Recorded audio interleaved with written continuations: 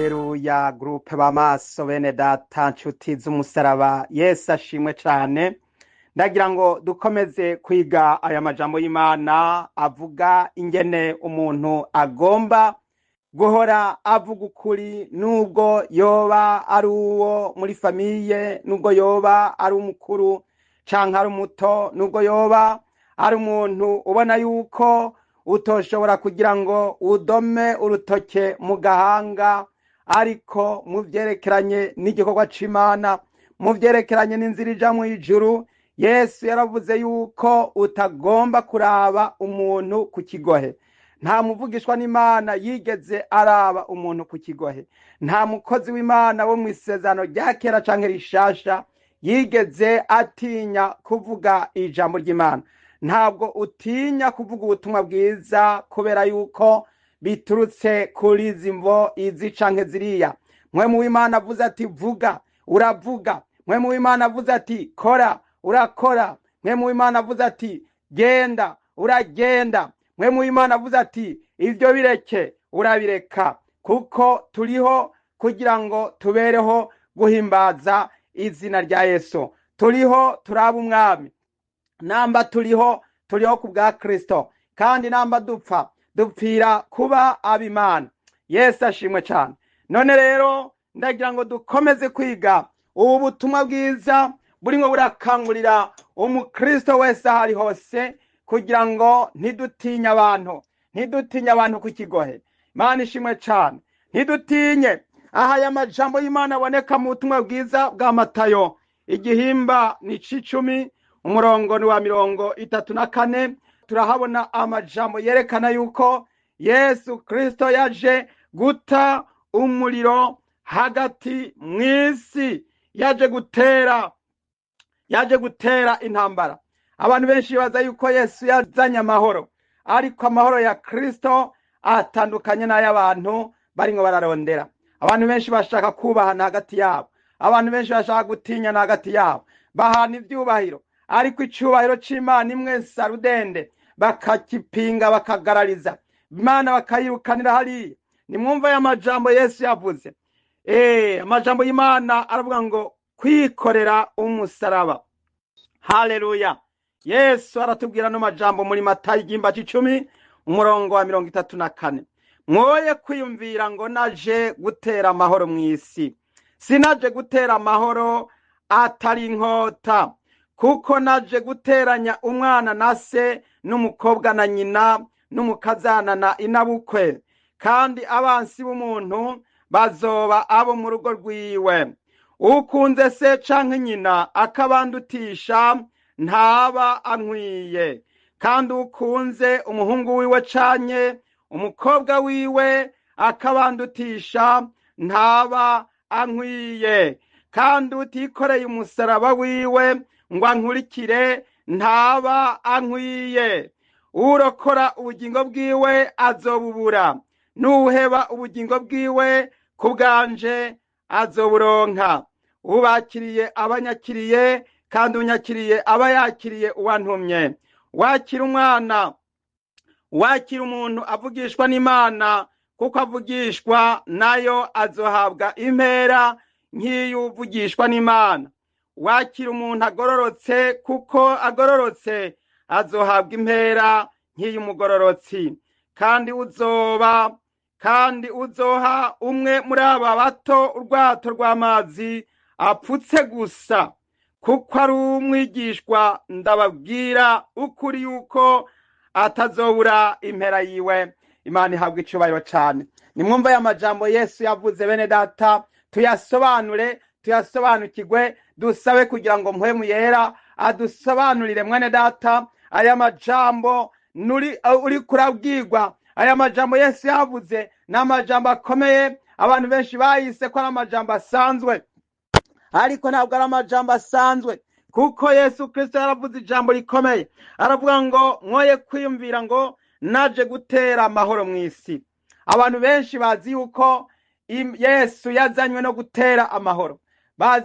Bibaza ko Yesu yazanywe no kuza kugira ngo abantu binezererwe, abantu bibonera amahoro, abantu bibonere ibyiza, bibonere ibirori, bibonere ubutunzi, bibonere kuroranirwa. ariko umva ico Yesu avuze hano, sinaje gutera amahoro atari inkota. Haleluya! Yesu yaje gutera inkota. Iyi nkota murayibuka neza, ni ya nkota y'ubugi bubiri, kuko iyi nkota ifise ubukuba gusumbya za nkota z'abacuzi, za nkota zo mu ruganda, za nkota zitema ibitoke, za nkota ushobora gukoresha mu kuja gusenya. Iyi nkota ni ya nkota y'ijambo ry'Imana. Haleluya! Ni iyi Bibiliya, ni ubutumwa bwiza turiko turasangira. Haleluya! Iyi nkota iri muri vya bigwanisho ndwi. Muribuka ko muri ca kigwanisho, muri vya bigwanishwa ndwi vy'Imana harimwo ikigwanishwa c'inkota, ariyo jambo ry'Imana, inkota ya mpwemu, inkota y'ubutumwa bwiza, inkota yo gusemerera, inkota yo kuburira abantu, inkota yo kubwira abantu ati nyabuneka nimwihane, Yesu agiye kuza kugororera abamukoreye n'abamwumviye. Hano Yesu aravuze ngo sinaje gutera amahoro atari inkota. Mwene data, urashobora kuba ufise iyo nkota ariko urayicaranye, kandi urugamba rurasebereye, urugamba ruriko, abantu benshi baratonze urugamba, abakristo bari mu rugamba, urugamba rwo muri mpwemu yera, urugamba rwo gusenga no kuja ku mavi, urugamba rwo kuvuga ubutumwa no kuburira isi n'abayituyeko, urugamba rwo kwirinda icaha no kurwanya icaha, urugamba rwo kwambara ibigwanishwa byose by'Imana. Ariko wewe mwene data, iyo nkota, ubwo rugamba, iyo nkota wayihaye nde? Iyo nkota urimo urayikoresha iki? Mbega iyo nkota ubwo ntuzoyibazwa? Uzoyibazwa, iyo nkota uzoyibazwa. Ngo sinaje gutera amahoro atari inkota. Aha Yesu agira ngo asobanure ibintu bikomeye cyane, ngo kuko naje guteranya umwana na se, n'umukobwa na nyina, n'umukazana na inabukwe. Haleluya! Imana ishimwe cyane. Aya majambo atwibutsa iki? Atwibutsa yuko umwami Yesu Kristo yigeze kuza kurondegwa n'umuvyeyi wiwe na bene wabo n'abashiki biwe, bamusanga ahantu yari ariko aravuga ubutumwa, yari ariko arigisha, ishengero ryari riko riramwumviriza. Ariko bagize batya, baza bumva intumwa iraje, irinjiye, iraza iramubwira ngo mama n'abarumuna bawe n'abashiki bawe, umuryango wawe baraje kukurondera, bari hanze, none banza uhagarike iyo mirimo, ubanze ugende witaba umuvyeyi. Nimwumve rero ibintu bikomeye cyane hano, igituma Yesu arimo arabisubiramwo avyigisha, ngo kuko naje guteranya umwana na se, n'umukobwa na nyina, n'umukazana na inabukwe. Aya majambo aratwereka ko Imana ntabwo ishigikira umuntu akimbukira se wiwe, akimbukira umwana wiwe, akimbukira abo mu rugo rwiwe, ngo nuko ngo ari abo mu rugo rwiwe, ngo nubwo bokwiba ngo nta kibazo, ngo nubwo bosambana ngo nta kibazo, ngo nubwo boja mu bwicanyi ngo nta kibazo, ngo nubwo bokora mabi ngo nta kibazo, ngo bajya bobo ngo bakingira ikibaba, ngo ni kubera ngo ari abo mu muryango wanje, ngo ari abo mu rugo rwanje, ngo ari abo iwacu, ngo abofatwa bagaza guhanwa ngo boba abandi, ngo ariko uyu w'iwanje ngo wewe reka ndamuhishirire. Mwene data, Yesu Kristo yavuze yuko ugomba kuvuga ukuri, ugomba kuburira nyoko wawe kandi ukamubwiza ukuri ati nutihana uzorimbuka. Ugomba kuburira so wawe ukamubwira uti nutihana uzorimbuka.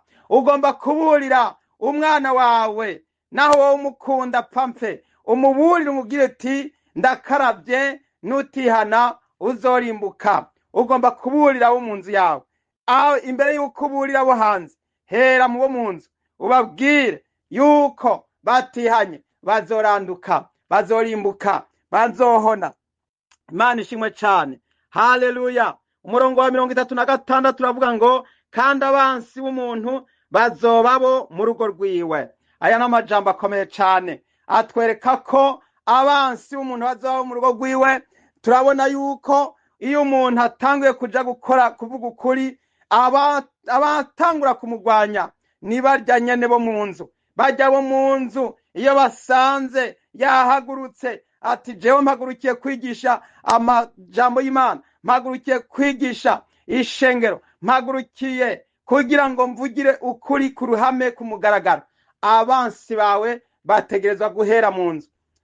Ni bajya bo mu nzu nibo batangura kukuyamiriza, nibo batangura kukuhakanira, nibo batangura kukwirukako, nibo batangura kukugwanya. Nimwibuke ingene vyagenze umwami Yesu Kristo, bene wabo batanguye kumuyamiriza igihe batari bwakizwe. Umwami Yesu Kristo ico gihe yarakibana n'umuryango wiwe, bene wabo baramubwira bati nuve muri twebwe ugende wiyerekane, ati nimba ugomba kumenyekana ntabwo woguma hamuhira, nugende bakubone. Hanyuma rero Yesu arabwira ati igihe canje, urutonde rwanje ntabwo rukogwa biturutse ku bana b'abantu. Urutonde rwa Yesu rwari rufiswe na Data. Imana yaramubwira, bakominikana n'Imana, ariko bene wabo bashaka kugira ngo bamusuzugure, ntibigera bemera, ntibamwizera. Bene wabo ntibamwizera. Mwene data, ndagira ngo ubwire ngo abansi b'umuntu bazoba abo mu rugo rwiwe, nibo ba mbere batangura. Ni bande bishe Yesu? Mbega se Abayahudi none si bene wabo na Yesu? Nibo bamwishe, nibo babanje kuvuga ngo nabambwe. Kandi mwibuke yuko na Yosefu igihe yari hariya mu Egiputa, yari yagiye yagurishijwe na bene wabo 11, bose bene wabo 10, bose bamugurisha intete z'ifeza, baramugurisha bamurungika hariya muri Egiputa, babanje gushaka kumwica. Hanyuma Imana irakinga, bamushora kubadandaza, bamurungika hariya muri Egiputa. Mwene data, imbere yuko utangura guhigwa n'abandi, ubanza guhigwa nabo mu nzu. Nico gituma bene data, ijambo ry'Imana ritubwira yuko Yesu yaje gutera inkota. Yaje gutera inkota kuko bisobanurwa iki? Si ukuvuga yuko abana b'Imana ari abantu babi, ariko abana b'Imana bavuga ukuri. Abana b'Imana baravuga, baraburira isi, baraburira. Abavugishwa n'Imana babanza kugira ngo bavuge ukuri, nico cambere bakora. Haleluya. Yeremiya yaravugijwe ngo abavuga ngo hari amahoro, ngo nguru urusengero rw'Uhoraho, ngo nguru urusengero rw'Uhoraho. Ugasanga bahera mu gitondo bavuga ngo murahiriwe mufise amahoro. Ugasanga mu madini hari ibibazo ariko ntibashaka kubikorako. Ugasanga hari ibibazo ariko ntibashaka kubivuga. Ugasanga hari ibyaha barimo barashigikira ariko bakavyirengagiza. Ivyo wahirahira ukabivuga, bakakubwira ngo ivyo ntibivugwa ngaha, ngo ivyo ubwo butumwa ntibwigishwa ngaha, ngo hano ntitwigisha bene ubwo butumwa, ngo ubwo butumwa ngo n'ubw'abandi ngo bahariya. Bakakubwira ngo ivyo nimba ugomba kubyigisha, ngo genda ubyigishe hariya. Ariko mwene data, ndagira ngo mbabwire yuko atari vyo umuvuga butumwa yahamagariwe, ntabwo ari vyo umukozi w'Imana yahamagariwe. Umukozi w'Imana yariko arigisha aravuga ati ibi mutabikoze mugiye guhona, mutabikoze muzobona ibara. Nimwibaze amajambo umwami Yesu yabwiye abafarisayo n'abanyabwenge b'ivyanditswe, ingene babwiye ati muzobona ibara. Mw'abanyabwenge b'ivyanditswe n'abafarisayo mwanjyajyamwe. Amajambo Yesu yagiye asubiramo, yarayasubiyemo, arayavuga kugeza igihe yavuze ijambo rya nyuma. Aravuga ngo ndababwiza ukuri ko mutagisubira kumbona kuva ubu, ntimugisubira kumbona kuva ubu. Haleluya. Kugeza mwihanye, kugeza mwatuye. Mwene data, urimo urashigikira idini, urimo urashigikira inyigisho z'idini, ariko iryo dini rikaba rimwe riratwara abantu muri Gehenomu. Ariko ico kubera ciza nuko wohereye isaha ukavuga uti ntimugisubira kumbona kuva ubu. Mwene data, hakuzorimukana nabo, ni ukuremeza, nutungwe nayo wameze, ni ukize ubugingo bwawe, nukize amagara yawe.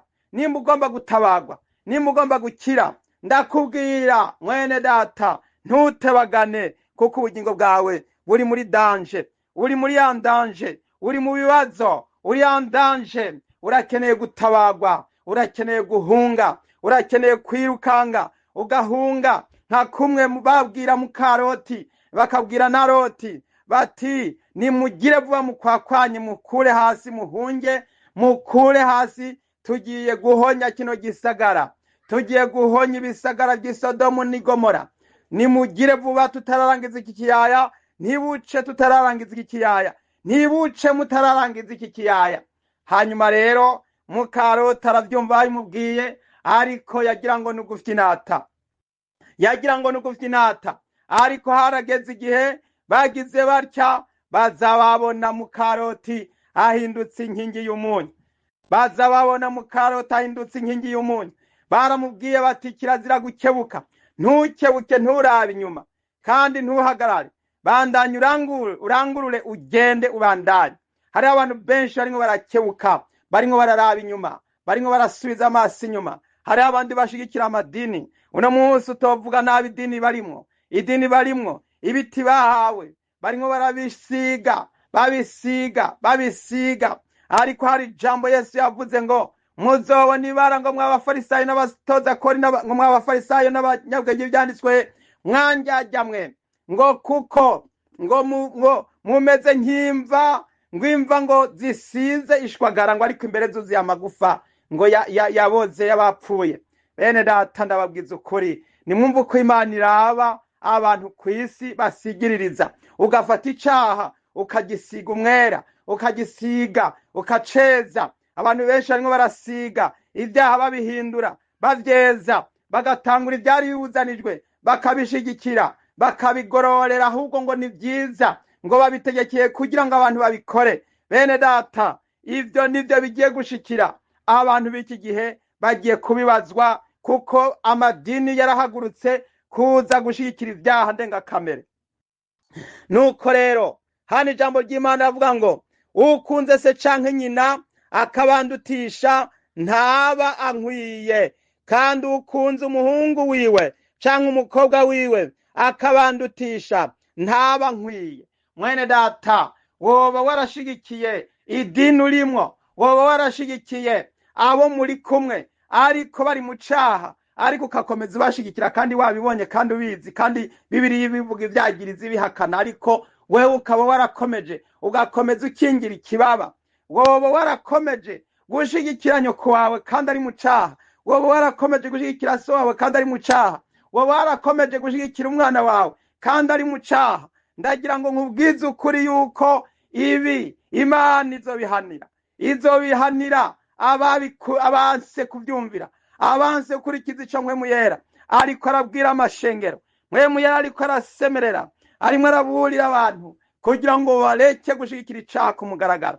Nimureke gushigikira ivyo bibi n'ibicumuro biri hagati mw'ino si, bigiye gutuma isi irimbuka, bigiye gutuma umuriro waka, bigituma isi irihona, isi igiye kudandabagirana, isi igiye guhuzenga, isi icaha cayiremereye. Nico gituma abantu benshi bagiye kubona ibara, bagiye kubona ibara, kuko vyanse vyananiranye. Umuntu yarasemereye, Mpwemu yarasemereye, Bibiliya yarasemereye, ijambo ry'Imana rikomeje gusemerera, ariko abantu baranse barahakana. None hera bisigiye guhona. Bene data, ico waciza nuko twohera ngaha tugasemerera. Ndagira ngo ibindi ko ndavuga n'abandi bose bahaguruke babivuge, ntihagire ure utinya kubivuga, kuko mutinya niko muriko murahatera impigi wa murwanizi, murimo murashigikira icaha. Nimuhaguruke mubisemerere, muvyihanize, nimuhaguruke muvyihanize. Bene data, Imana idutabara, Imana idutabara. Murongo wa 38 urakomeje uvuga ngo kandi utikoreye umusaraba wiwe ngo ankurikire ntaba nkwiye. Urokora ubugingo bwiwe azobubura, nuheba ubugingo bwiwe kubwanje azoburonka. Haleluya! Ni vyiza guheba ubugingo bwawe mwene data kubwa Kristo. Ushaka kurokora ubugingo bwiwe agashaka kuvuga ngo nohirahira nkavuga ibi, ngo boca banyirukana muri iryo dini, ngo boca bampa kato, ugatinya kuvuga ukuri, uzobubura. Ubwo bugingo bwawe uzobubura. Urimo urakurikira abantu, wizeye abantu, wizigiye abantu, ariko ibyo wizigiye ntibizoshika, ibyo wizigiye ntaco bizomara, wizigiye ubusa gusa. Isi uzosanga irimo irazingwa nk'ikirago, irimo irazingwa, izoshongeshwa n'ikibengebenge gikaze, ijuru naryo gizinga nk'ikirago. None wewe uzosigara uri hehe? Uzosigara uri hehe? Ngo urokora ubugingo bwiwe azobubura, nuheba ubugingo bwiwe kubwanje azoburonka. Niwaheba ubugingo bwawe kubw'ubutumwa bwiza, ukatura ukemanga ukavuga, uzoba urokoye ubugingo bwawe. Ariko niwavuga ati nohirahira nkabivuga, ati biboca banca, boca banyirukana, ubwo bugingo bwawe uzoba urimo urashaka kubukiza, ariko ntabwo uzoba urokora namba na gatoya, kuko ijambo ry'Imana riravuga ngo uzogira isoni, uzotinya kunyaturira imbere y'abantu n'imbere y'abamarayika b'Imana, uzotinya kunyaturira imbere y'abantu, nanje nzogira isoni, nzotinya kumwaturira imbere y'abamarayika bera n'imbere ya data wo mw'ijuru. Bene data rero ni igihe ciza cyo kugira ngo buri muntu wese yikorere umusaraba wiwe, ngo kandi utikoreye umusaraba wiwe ngo ankurikire ntaba nkwiye. Haleluya! utikoreye umusaraba wiwe ngo ankurikire ntaba nkwiye. Mwene data niwikorere umusaraba wo gukorera Imana, umusaraba wo kurwanya icaha, ugihereye mu mizi, ucimbe ugirandurane n'imizi mu izina rya Yesu Kristo. Haleluya! Nivyo gushimira Imana. Nuko rero bene data, ndagira ngo ndababwirire ijambo rikomeye rivuga ngo abansi umuntu bazaho mu rugo rwiwe. Birashoboka mwene data ukaba warumvise abantu barimo baratangura guhitamwo, batanguye guhitamwo, abo mpwemu yarariko arahishurira batanguye guhitamwo. Ndagira ngo nkubwire ngo nawe utangure guhitamwo. Ndagira ngo nkubwire mwene data, nawe utangure guhitamwo, utangure guhitamwo hakiri kare, utangure guhitamwo ku mwanya n'uyu. Igihe niki turibuka majambo y'Imana bamarayika babwiye Mukaroti, babibwira na Loti, babibwira n'abakobwa biwe bompi babiri, barababwira bati hunga ntupfe tutararangiza iki kiyaya. Itanguriro gihimba 19 umurongo w'17. Haleluya! Bamaze kubakurayo, umwe muri bo aravuga ati hunga ntupfe, ntukebere inyuma, kandi nturuhe uhagarara utararangiza iki kiyaya cyose. Hungira kuri iriya misozi woye kuranduka. Haleluya! Ababwiye abo bantu ni bande? N'abamarayika. Umwe mu bamarayika babiri, umwe mu bamarayika yarabwiye Loti n'umugore n'abakobwa babiri, bose bari bane. Arababwira umwe muri abo bamarayika babiri, haleluya, ati hunga ntupfe. Ndabwira abantu bo muri groupe amaso, ndabwira nti hunga ntupfe. Uyu munsi nimwongere kumva ijambo ry'Imana ribabwira riti hunga ntupfe. Hunga wowe uri mu idini ririmo riraguteza gushigikira icaha, hunga ntupfe. Wowe uri mu idini ririmo rirakubuza gusenga nk'uko Imana igomba, hunga ntupfe. Wowe uri mu idini ririmo riragusubiza mu mategeko n'amabwirizwa, kandi isezerano risha ryarabisobanuye yuko azoba avumwe umuntu wese yishimikiriza ku mabwirizwa n'amategeko atari bushobore, kuko aba arimo arikwegera yiremeka ibyo atazoshobora.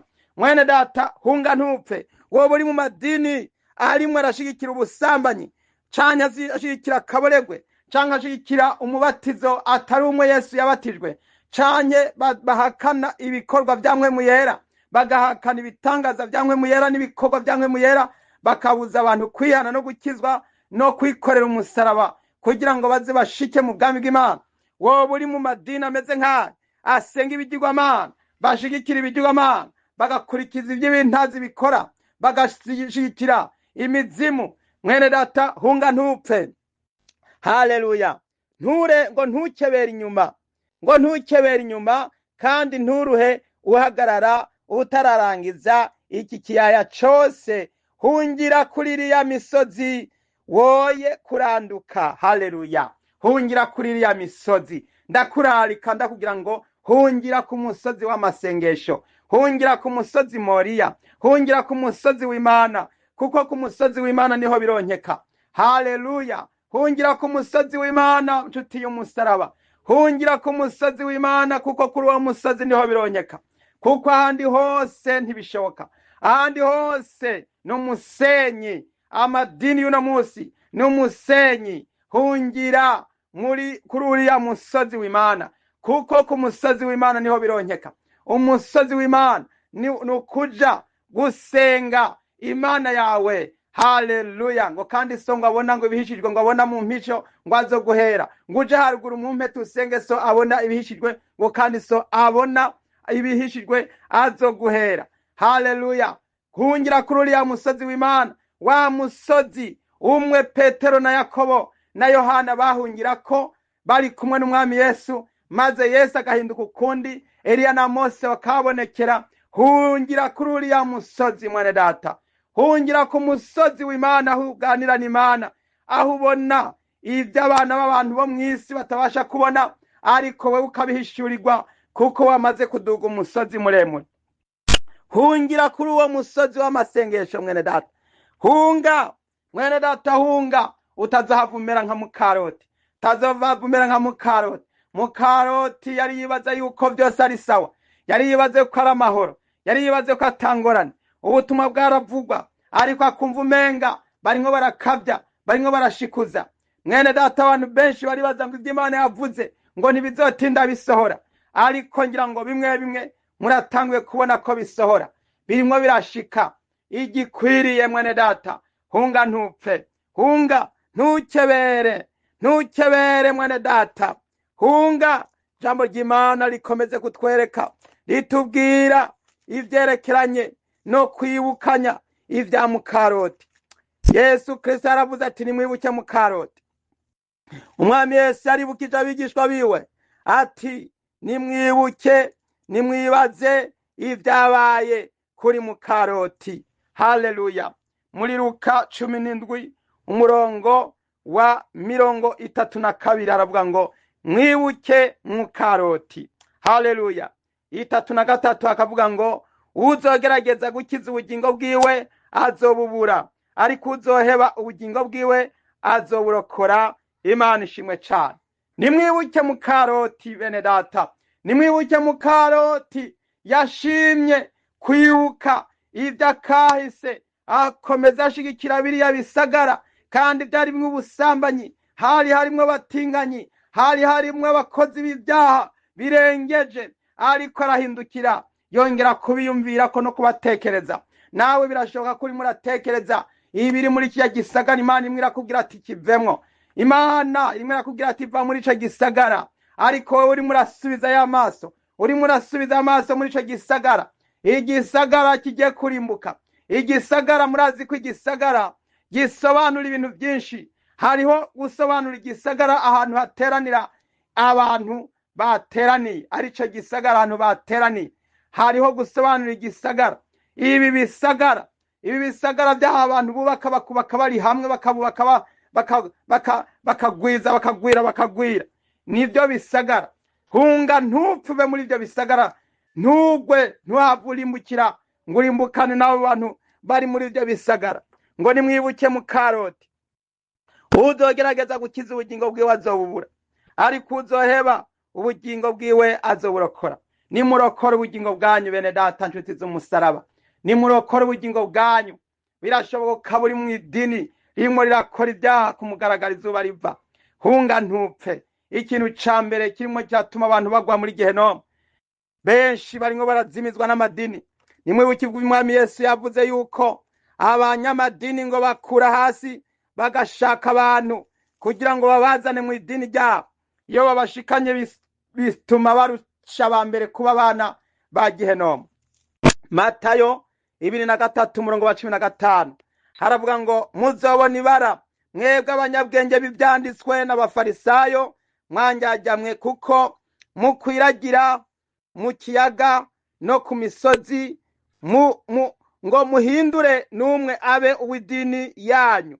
Iyo ahindutse mutuma abarusha kabiri kuba umwana wa Gehenomu.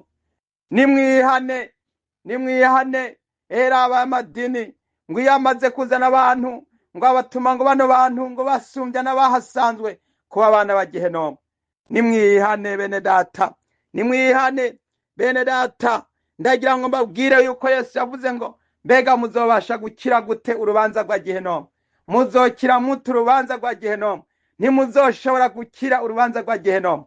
Nimwihane bicitwa uyu munsi, nimwihane. Ubu n'ubutumwa buriko buraburira abantu barimwo baratinyirira amagara yabo, bagashaka kuvuga ngo aha sino hava, ngo ibi sino biheba, ngo ndohava mpfa, agashaka gukiza ubugingo bwiwe, agashaka kwironderera amahoro yo mw'isi, amahoro yo mu bantu, ariko ugashaka kugwanya amahoro y'Imana, ugashaka kugwanya umutekano w'Imana, ugashaka kurondera umutekano wo mu bantu, ariko ugashaka guhakana umutekano wo mw'ijuru. Nico gituma uwo mutekano wo mw'isi atacu uzokumarira. Uzokwisanga uri mu kangaratete, uzokwisanga uri mu kaga, uzokwisanga uri mu bibazo bikomeye, kuko vyanse yuko uhitamwo Yesu. Hitamwo Yesu, hitamwo neza, nayo shetani n'umubeshi. Hitamwo tujye gusenga, hitamwo Yesu, hitamwo neza, hitamwo neza, hitamwo Yesu, nayo satani we n'umubeshi. Hitamwo neza, hitamwo Yesu, nayo satani we n'umubeshi. Mwene data tujye gusenga Imana, hitamwo neza, uhitemwo Yesu Kristo, nayo satani we n'umubeshi. Amadini ariko arabesha, kuko arimo arayoborwa na satani, ariko Yesu niwe guhitamwo kwawe. Yesu niwe nimero ya mbere, niwe number 1. Yesu niwe Alpha na Omega. Yesu niwe tanguriro n'iherezo. Yesu niwe fura mu kuzuka mu bapfuye, niwe yashurije abasinziriye. Yesu niwe yitega gukiza, muyakiza azura Lazaro amaze iminsi ine mumva, yitega kurokora nawe. Rero hitamwo Yesu Kristo, reka dusenge mu izina rya Yesu. Data wo mwijuru, umwami w'abami, ndagushimiye muri aka kanya kongeye kutugirira neza, tugasangira ubutumwa bwiza n'abera bose, abana b'Imana muri groupe b'amaso. Ndagushimiye ko abantu baburiwe bahawe izi impanuro, kandi bamaze gusomerwa amajambo. Mwami data, ijambo ryawe n'inkota ikarishe, ndasenze mu izina rya Yesu ngo abumvise ubutumwa bose bahite batabagwa, bongere gufata ingingo n'icemezo kugira ngo bakize amagara yabo papa, maze batabagwe. Yesu barinde bazigamire mu kuno mugororokanya kubahwa, ubabere intsinzi Mwami, ubazigame Yesu, bavyama bavyuka, bicara bahaguruka, bari ku mirimo, bari mu bikorwa. Ndabasengera bakomeze Mwami gufata ingingo zizobakiza Mwami, ingingo zo kwihana, ubahe kwihana, ubahe guheba amadini, ubahe guheba inyigisho z'abantu n'amangetengete yabo mw'isi, ubahe kuzo nkemuyera no kuyoboka mu bushobozi bw'Imana, ubahe guhagarara mu nkomezi no mu ntsinzi mu izina rya Yesu Kristo. Ndagushimira papa, ndagushimira gitandara, urakoze ku bantu barimo barabohoka, barimo barakira, barimo barahitamwo, barimo barumvira. Mwemuyera ariko aravuga, bariko barumva. Ndabasengera barimo barafata icemezo bose, wongere kubagira neza no kubagenderera. Urakoze nyakubahwa, ubishimigwe. Nanje vyambaje nshima nkenguruka, mbisenze mu izina ry'umwami wacu Yesu Kristo, amen. Haleluya. Mwami Yesu abahezagire. Mwari kumwe na mwene so Mbonimpa Abeli. Muroranirwe mwese. Haleluya, amen.